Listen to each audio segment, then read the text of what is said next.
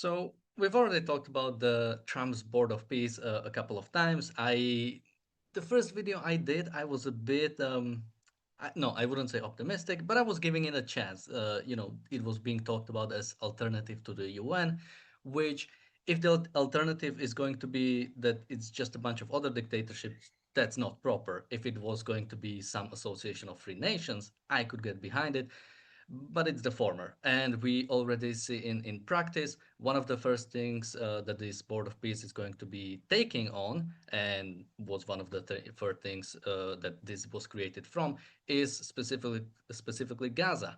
Now we actually see it in practice, specifically with the Rafah crossing. This is something I've mentioned a couple of days ago, I believe, that some Palestinian leader just came to the Board of Peace and just announced Rafah crossing is going to be open. No, nobody from Israel knew about this. I'm not sure if they knew that this announcement is coming, because the even the idea of opening Rafah crossing, the discussion within the Israeli leadership was supposed to happen today. So there was no time for them to actually discuss. Yet this is what's happening. It's already, and I think this is the point that we've been trying to make from the start, that this is actually another UN. This is another example of a bunch of dictatorships coming in and telling free countries what they would like to do.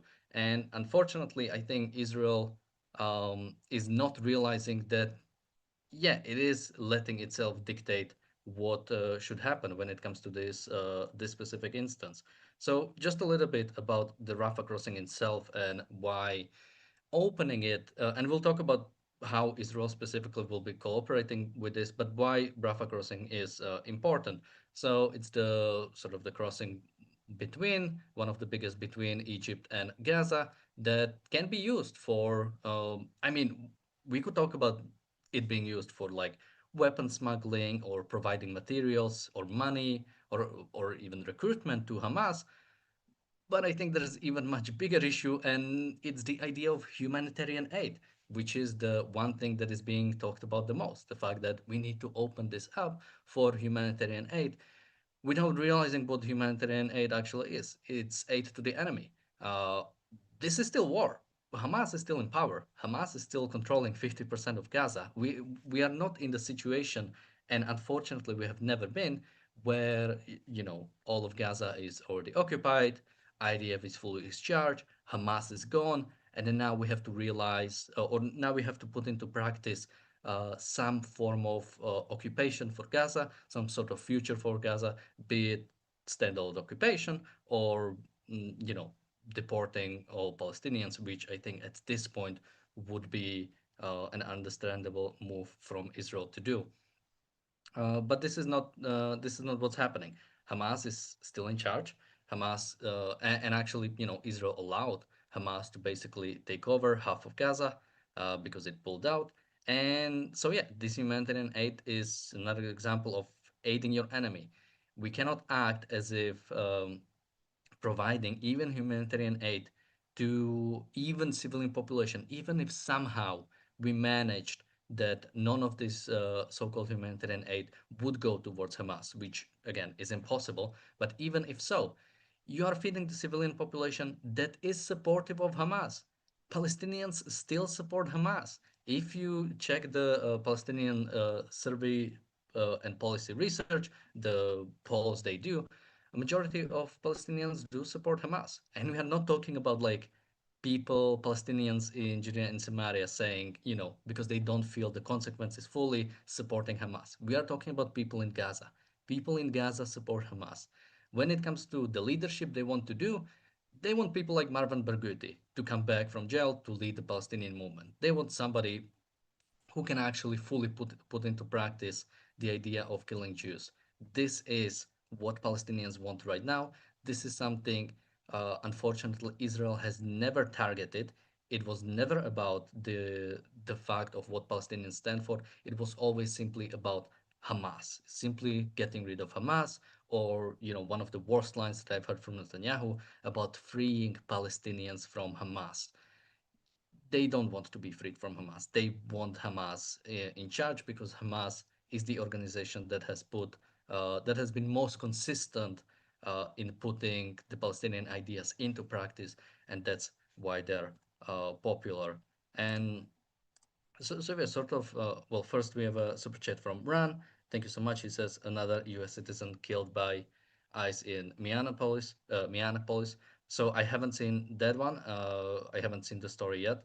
So maybe we'll, like we commented on original, maybe we'll look into it and comment on it again.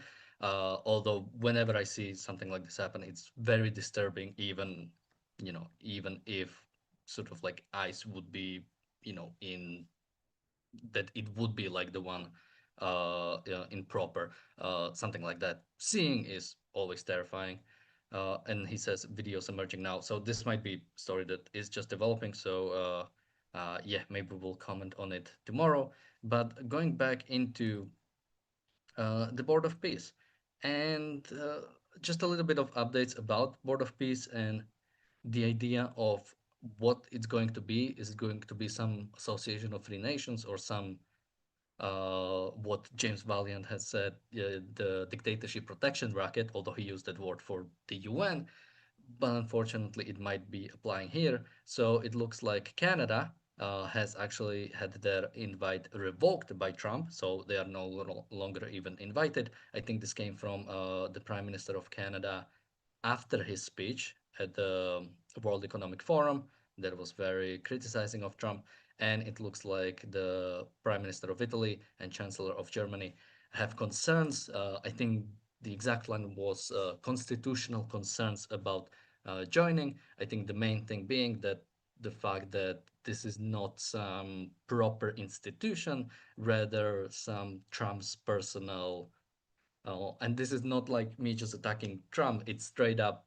That's how this Board of Peace works. Trump is a chairman for life and has basically full control over what's going to happen.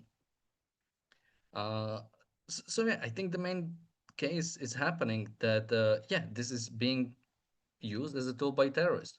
And I think it goes a little bit to how this institution is set up. The fact that, um, y- yes, somebody can, and nobody spoke up, right? We had this Palestinian politician, whoever he was, sort of announcing Rafah crossing was going to be open, and nobody challenged him. There wasn't like, somebody said, where is this from or who agreed upon it? Like, did all Board of Peace agree on it? Every single member? Did Trump signed off on it? Netanyahu or Israel is also part of Board of Peace. Did they agree? We have no communication about that. So it's chaos, and Israel seems to be taking part in that. And it looks like, at least from what we see, we had the UN Special Coordinator for the Middle East peace process, Nikolai Mladenov, who is also going to be, believe, the uh, I don't remember the specific title he has, but in the Board of Peace, he will be like the Gaza sort of like go-to guy, like the main guy dealing with Gaza situation for the Board of Peace. And he said that Thursday that an agreement has been reached to restore two-way movement between Gaza and Egypt. And again, he says it like that, right? Agreement has been reached. Well, what kind of agreement? Who signed up on it? Because Israel didn't fully agree, and this is being used as pressure against Israel, like it always is, right? Uh, this this whole war, it was never about humanitarian aid. It was never about, Israel killing too many civilians, which it hasn't. But let's assume something like that happened. It was never about genocide. It was never about uh, anything embargo. Not all of the arguments that had been used against Israel, none of that was it wasn't about any of that, because even if all of that was stopped, even if all that was prevented, even if Israel was this supposedly perfect country leading a conflict under international law, it wouldn't be okay, right? uh, i- because Israel is not permitted to defend itself, and for that matter, no free country is permitted to defend itself. I mean, if you look at Israeli actions and the international backlash against it, uh, No, of course, Israel wouldn't be, or no free nation would be able to defend itself because any conflict, any war is automatically being in violation of international law. I mean, even look at the Ukraine, right? We are talking about a country that has been attacked by Russia, that Ukraine was able to survive, partly on its own and partly from foreign support, and even then, right? Ukraine should defend itself, right? Everybody says that. Well, but then you ask something like, but should Ukraine strike inside of Moscow? Should Ukraine strike civilian sites inside of Russia to basically let them know that this is a war you started? Well, then it starts being, maybe we shouldn't go, maybe Ukraine shouldn't go too hard. And this is like that with every conflict. We just see it much more with Israel because Israel is the much stronger side and a side that is actually winning, right? While Ukraine is basically in stalemate. Once Ukraine would start winning, I think there would be a question of, I think people would start putting pressure on Ukraine to basically uh, not do anything, to maybe even give some concessions to the other side, which is what is being demanded of Israel. We have a super chat from Jonathan. Thank you so much. A super chat from Bonnie. Thank you so much. Um, we have people in the chat. Somebody, Jonathan asks, Trump needs Congress approval to enter into treaties like Board of Peace. I mean, there is a question about that. I don't know if I don't know if Board of Peace is even considered a treaty or what exactly it is. I think that's the biggest problem. But yeah, absolutely. If there was anything bigger like that, he would need. I think he would need approval of Congress. Although when it comes to foreign policy, I think the President of the United States has a lot of leeway. So I'm not even necessarily sure this is like a constitutional crisis. Uh, and I don't think it even has to be. This is much more of a moral crisis, right? Uh, when it comes to Board of Peace, the problem isn't that, or well, it should be. Unfortunately, we are at a state where, I mean, it should be a problem, right? The fact that it's an institution where you need to put in 1 billion to enter. We don't know where that money is going. It's not clear what is the purpose of this organization. There's a lot of red flags when it comes to about that. I mean, I did like a whole few minutes on the logo itself and the fact that it's such a that a logo itself was such an AI slop that might have been like created by an intern in like 5 minutes, that it shows like the whole unseriousness of the whole situation. But I think much more important part of the Board of Peace is that peace is not primary. I think it was Jared Kushner who had the his presentation about Gaza in front of the Board of Peace, and he said everybody wants peace. No, they don't. Not everybody wants peace. Russians didn't want peace when they attacked Ukraine. Hamas and Palestinian population, didn't want peace when they attacked uh, people celebrating on a festival on October 7th, and everybody else. Iran didn't want peace when it attacked Israel.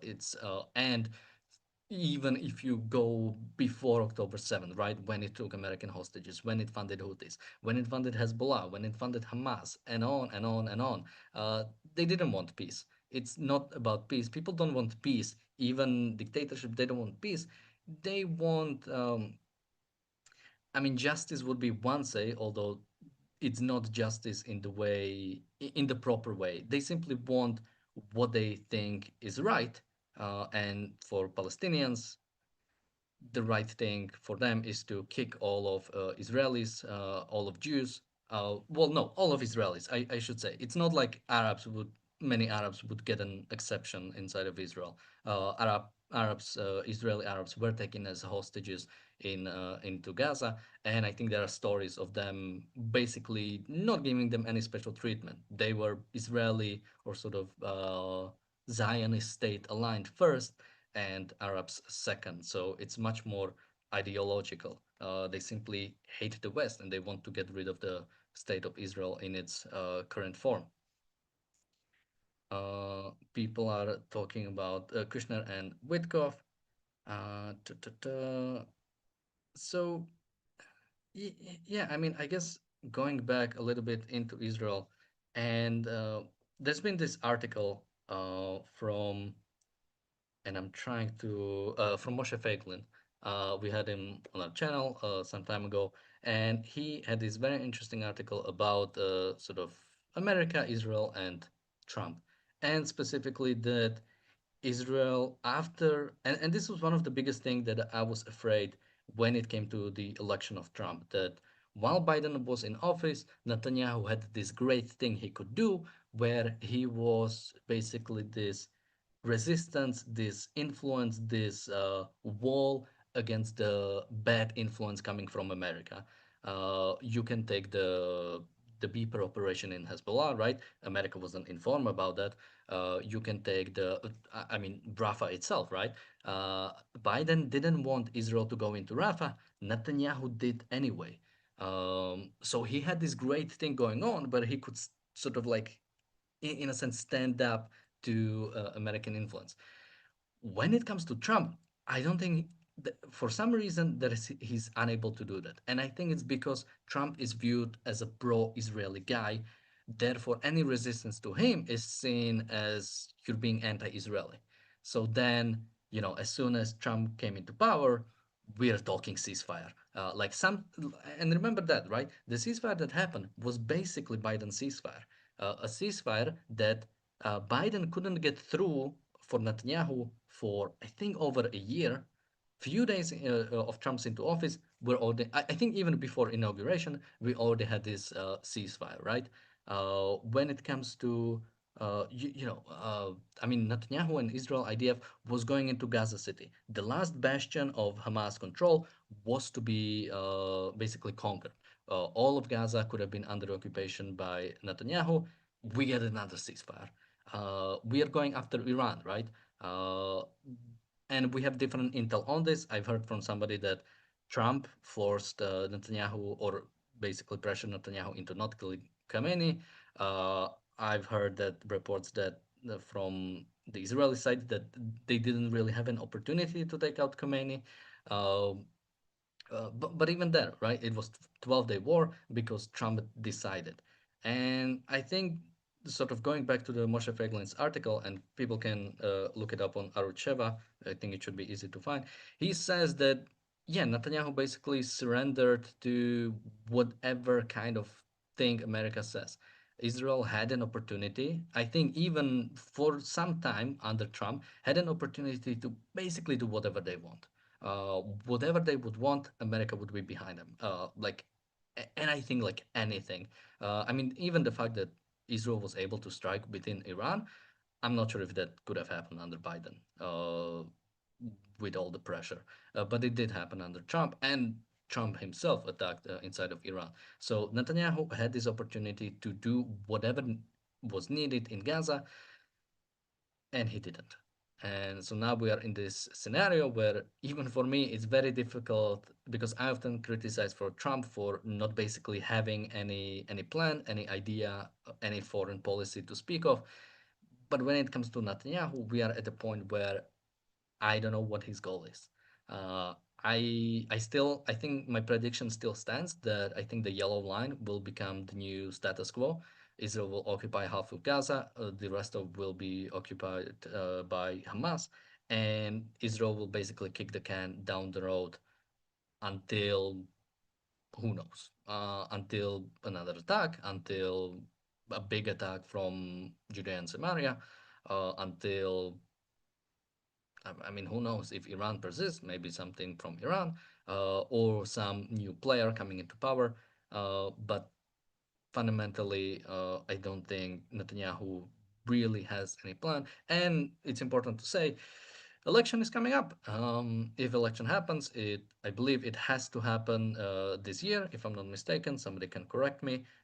And as I've seen, the opposition is likely to get a majority even without the Arab support, even without the support of Arab parties, which also, just for information, apparently have just committed to the joint list, which Arab parties sometimes do in Israel, where they all unite until this one big coalition with all the Arab parties. But with the new election, it might be the end of Netanyahu.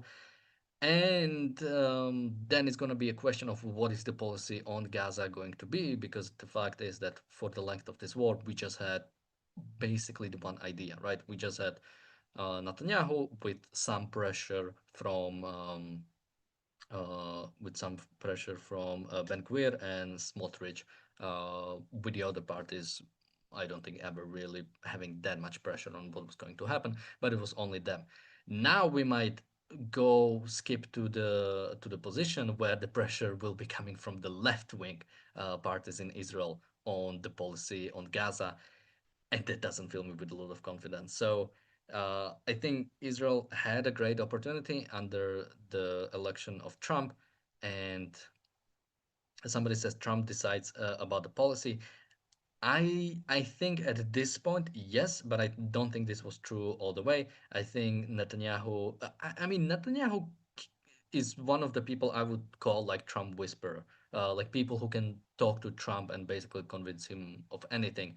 And I think Netanyahu pretty much could have done anything he wanted in Gaza, but he didn't, either from the pressure within the state itself, or I mean, from his all lack of determination. Um, is Netanyahu still saying leave Iran alone? I think that is still the basic idea from the report we've seen earlier, that basically Israel, through secret channels, have told Iran that it will not attack it while these protests are happening. Now, I still think telling them was a bad choice. Non-interference with the protest might be a good thing. I mean, if the regime is indeed falling and if the protests are getting great, you might be better off just sort of like not attacking, like not giving them an option to unite.